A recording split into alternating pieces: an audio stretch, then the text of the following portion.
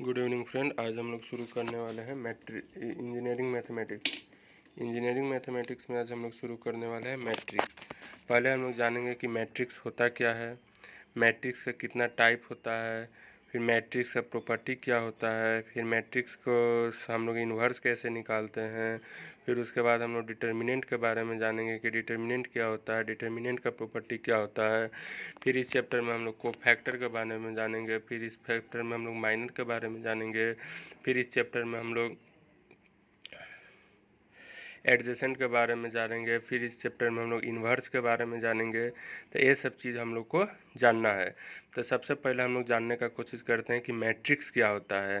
पहले हम लोग को मैट्रिक्स का इंट्रोडक्शन करना होगा, तभी जाके इसका प्रॉपर्टी समझ में आएगा, तभी इसका टाइप समझ में आएगा। तो हम लोग देखते हैं, कंसीडर करते हैं। देखिए क्या रहा कि let us consider a set of simultaneous equation. मान लीजिए एक इक्वेशन है x + 2y + 3z + 5z 5t = 0, 4x + 2y + 5z + 7t = 0, 3x + 4y + 2z + 6t = 0। मान लीजिए ये क्या है, एक सेट ऑफ इक्वेशन है। आगे कह रहा है कि now we write down the coefficient of x, y, z and t। अब कोफिशिएंट क्या होता है कि मान लीजिए कोई दो टर्म होता है, एक वेरिएबल होता है, कांस्टेंट होता है। माने एक्स वाई जेड जो होता है आपका वेरिएबल होता है, और उसके पहले जो भी संख्या होगा वो आपका क्या होगा, कांस्टेंट होगा। तो देखिए यहाँ पे क्या है, एक्स है, तो एक्स के पहले मेरा क्या होता है, अगर कुछ नहीं है तो 1 होता है, तो यानी इसका जो कांस्टेंट हो जाएगा 1 हो जाएगा। लेकिन अगर एक्स यहाँ पे है तो इसका जो कांस्टेंट हो जाएगा आपका 4 हो जाएगा। तो देखिए यही कह रहा है कि now we write down the coefficient of x y z t of the above equation and enclose them with bracket and then we get। तो इस चीज़ का क्या हमको लिखना है, कोफिशिएंट लिखना है, और उसको क्या में कन्वर्ट करना है, ब्रैकेट में लिखना है। तो हम लोग लिख सकते हैं कि a = अब देखिए यहाँ पे x है, तो x का कोफिशिएंट मेरा 1 हो गया, यहाँ पे x का कोफिशिएंट क्या है, 4 हो गया। कोफिशिएंट क्या होता है, यानी आपका कहने का मतलब है कि जो आपका वेरिएबल टर्म है उससे पहले जो आपका लगा हुआ है उस चीज़ को हम लोग क्या कह देते हैं, कोफिशिएंट कह देते हैं। तो देखिए यहाँ x के पहले क्या है, 4 है, तो यहाँ भी 4 हम लोग लिख दिए। यहाँ x के पहले क्या है, 3 है, तो इसलिए हम लोग यहाँ पे क्या लिख दिए, 3 लिख दिए। अब देखिए यहाँ y के पहले क्या है, 2 है, तो इसलिए यहाँ पे 2 लिख दिए। यहाँ देखिए y के पहले 2 है, इसलिए हम लोग यहाँ पे 2 लिख दिए। अब यहाँ देखिए y के पहले 4 है, इसलिए हम लोग यहाँ 4 लिख दिए। यहाँ पे z के पहले 3 है, इसलिए हम लोग यहाँ पे 3 लिख दिए। यहाँ पे z के पहले 5 है, इसलिए हम लोग यहाँ पे 5 लिख दिए। यहाँ z के पहले क्या है, 2 है, इसलिए हम लोग यहाँ पे 2 लिख दिए। यहाँ t के पहले 5 है, इसलिए यहाँ पे 5 लिख दिए। मैंने कहने का मतलब है कि अगर मेरा कोई इक्वेशन दिया रहेगा तो इक्वेशन का जो कोफिशिएंट होगा उसको हम लोग एक ब्रैकेट के रूप में लिख देंगे। चलिए आगे कह रहा है कि the above system of the numbers arranged in a rectangular array in row and column and bounded by the bracket is called a matrix। तो जो भी सिस्टम को हम लोग क्या करते हैं, रो और कॉलम में लिखते हैं, तो वो उसको एक ब्रैकेट के माध्यम से हम लोग उसको क्लोज करते हैं, तो वो चीज़ को हम लोग क्या कहते हैं, वो चीज़ को हम लोग मैट्रिक्स कहते हैं। अब यहाँ पे देखने वाला समझने वाला है कि रो क्या होता है और कॉलम क्या होता है, तो उस चीज़ को हम लोग आगे समझेंगे कि रो क्या होता है और कॉलम क्या होता है। एक सिंपल सा चीज़ को जान जाइए कि कोई भी इक्वेशन को अगर हम लोग रो और कॉलम के रूप में हम लोग इंडिकेट करते हैं और साथ साथ उसको में एक ब्रैकेट लगा देते हैं, तो वो चीज़ आपका क्या हो जाता है, मैट्रिक्स कहला जाता है। चलिए देखिए इट हैज़ गॉट 3 रो। अब इसमें आपका क्या है, 3 रो है। कहने का मतलब है रो कैसे पता चलेगा, तो देखिए एंड 4 कॉलम, और 4 को क्या है आपका कॉलम है। तो देखिए रो क्या हुआ, एक जो हॉरिजॉन्टल जो होता है ना उसको हम लोग रो कहते हैं, और जो वर्टिकल होता है ना उसको कॉलम कहते हैं। हॉरिजॉन्टल क्या हो गया, ये चीज़ मेरा हॉरिजॉन्टल कहलाता है, और वर्टिकल क्या कहला गया, ये चीज़ मेरा वर्टिकल कहला गया। तो देखिए यहाँ पे हॉरिजॉन्टल क्या है, 1 2 3 5 4 2 5 7 3 4 2 6। तो ए वाला एक टर्म रो हो गया, फिर दूसरा रो ए वाला हो गया, फिर तीसरा रो मेरा ए वाला हो गया। लेकिन अगर कॉलम की बात किया जाए तो कॉलम में आपका वर्टिकली होता है, जैसे आपका 1 4 3 हो गया, जैसे 2 2 4 हो गया, जैसे 3 5 2 हो गया, जैसे 5 7 6 हो गया, तो ये आपका क्या हो गया, कॉलम कहला गया, लेकिन ये आपका क्या कहला गया, रो कहला गया। तो इसमें हम लोग देख रहे हैं कि 3 गो रो है और 4 गो कॉलम है एंड ऑल इन। अब इसमें क्या होता है कि हम लोग एक ऑर्डर लिखते हैं, मैट्रिक्स का ऑर्डर लिखते हैं।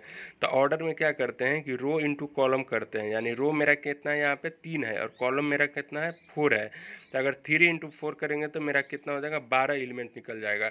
यानी हमको अगर एलिमेंट निकालना होगा और ऑर्डर मान लीजिए दे दिया है 3 इंटू 4 का, यानी 3 रो है और 4 कॉलम है, तो उसमें एलिमेंट्स कितना होगा, तो जाहिर सी बात है दोनों को गुना कर देंगे।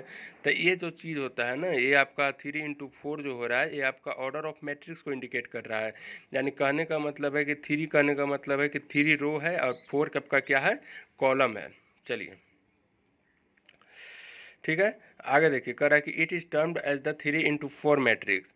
3/4 का मैट्रिक्स है, to be read as 3/4 matrix. 3/4 matrix इसको रीड कर सकते हैं।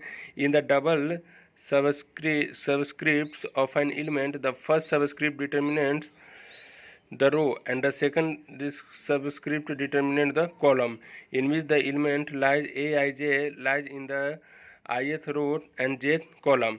मान लीजिए अगर दो गो टर्म दिया हुआ है, जैसे ए आई जे हो गया, तो इसमें जो आई होगा वह आपका क्या इंडिकेट करेगा, रो इंडिकेट करेगा, और जो जे होगा वह आपका क्या इंडिकेट कर देगा, कॉलम इंडिकेट कर देगा। चलिए आगे करते हैं।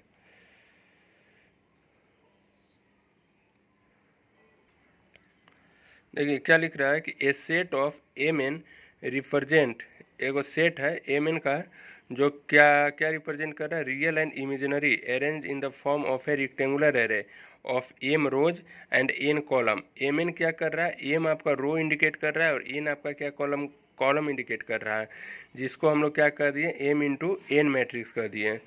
तो एक सेट है एम एन का सेट है जिसमें एम आपका रो इंडिकेट कर रहा है और एन आपका क्या कर रहा है, कॉलम इंडिकेट कर रहा है, जो आपका क्या हो गया, एम इंटू एन का मैट्रिक्स हो गया। To be read as m by n matrix, जिसको हम लोग रीड करते हैं, कैसे रीड करते हैं, तो m by n matrix, m into n matrix is वाली रिटर्न एज। अब देखिए इसको कैसे लिखते हैं, तो देखिए A11 हो गया यानी पहला रो पहला कॉलम, A21 हो गया यानी दूसरा रो पहला कॉलम, A1 A12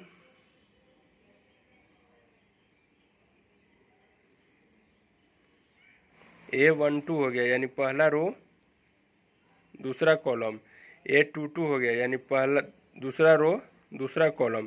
तो ए आई जे अगर कहा जाए तो पहला जो इंडिकेट करेगा आपका रो इंडिकेट करेगा और दूसरा जो इंडिकेट करेगा कॉलम इंडिकेट करेगा। तो एम इंटू एन का मैट्रिक्स है और इस तरह हम लोग इंडिकेट कर रहे हैं इसको A11 A12 A13 A21 A22 A23 A I J A I N A2J इस तरह से हम लोग इसको रिप्रेजेंट कर रहे हैं। तो ये चीज़ क्या कहला जाता है, मैट्रिक्स कहला जाता है। चलिए आगे देखते हैं। कह रहा है कि एक compact form the above matrix is represented by, अब एबव मैट्रिक्स जो था हमको उसको रिप्रेजेंट कर सकते हैं A I J M into N. M into N आपका क्या इंडिकेट कर रहा है, ऑर्डर इंडिकेट कर रहा है, और ए आई जे जो है, आई जो इंडिकेट कर रहा है आपका रो को इंडिकेट कर रहा है, और जे जो आपका इंडिकेट कर रहा है वो आपका कॉलम का इंडिकेट कर रहा है।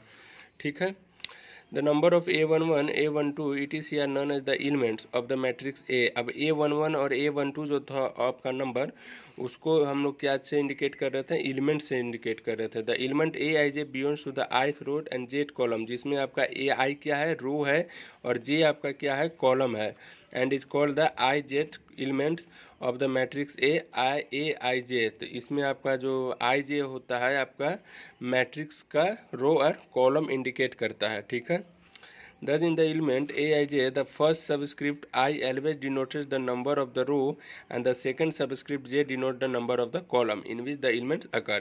तो पहला क्या इंडिकेट कर रहा है, पहला आपका रो इंडिकेट कर रहा है और दूसरा आपका क्या इंडिकेट कर रहा है, कॉलम इंडिकेट कर रहा है। जैसे मान लीजिए ए इजकल टू हमको दिया हुआ है sin x cos x minus sin x is a matrix having 2 रोज। अब ये जो मैट्रिक्स होता है इसमें आपका क्या है, 2 रो है। 2 रो कैसे है, देखिए इसमें 2 गो हॉरिजॉन्टली है, एक हॉरिजॉन्टल ए वाला है और एक हॉरिजॉन्टल मेरा ए वाला है और 2 कॉलम है। कॉलम क्या होता है? वर्टिकल होता है, यानी एक वर्टिकल मेरा ए वाला है और एक वर्टिकल मेरा ए वाला है। तो 2 रो है और 2 कॉलम है। And so it is a matrix of order 2 into 2। तो इसलिए इसका जो ऑर्डर होगा मैट्रिक्स का वो आपका कितना हो जाएगा? 2 इंटू 2 हो जाएगा। यानी ऑर्डर ऑफ मैट्रिक्स क्या होता है? Number of row into number of column. तो इस चीज़ में हमको क्या दिख रहा है? नंबर ऑफ रो भी मेरा 2 है और नंबर ऑफ कॉलम भी मेरा क्या है? 2 है। नंबर ऑफ रो मेरा 2 कैसे है? क्योंकि मेरा देखिए 2 गो हॉरिजॉन्टल पार्ट है और 2 गो मेरा क्या है? वर्टिकल पार्ट है। तो जो वर्टिकल पार्ट होता है उसको कॉलम कहते हैं और जो आपका हॉरिजॉन्टल पार्ट होता है उसको हम लोग रो कहते हैं। Such that A11 is equal to क्या है? आपका साइन एक्स है। A12 इजकल टू क्या है? कॉस एक्स है। AB1 इजकल टू क्या है? कॉस एक्स है। AB22 क्या है? Minus sine x x. यानी A11 कहने का मतलब क्या हो गया कि 1 रो और 1 कॉलम। ठीक है, तो ये वाला चीज़ क्या है? 1 रो एंड 1 कॉलम। A12 कहने का मतलब क्या हो गया कि 1 रो एंड 2 कॉलम, यानी कॉस एक्स हो गया, यानी 1 रो और 2 कॉलम, ए वाला चीज़ हो गया। B21 इसमें क्या कर रहा है? दूसरा रो और पहला कॉलम, यानी ए वाला चीज़ कॉस एक्स हो गया। अब B22, तो B22 क्या हो गया कि दूसरा रो और दूसरा कॉलम जो कि ए वाला है। ठीक है, कल अब हम लोग डालेंगे टाइप ऑफ मैट्रिक्स क्या क्या होता है उसके बारे में, फिर अब हम लोग डिटेल करते हैं।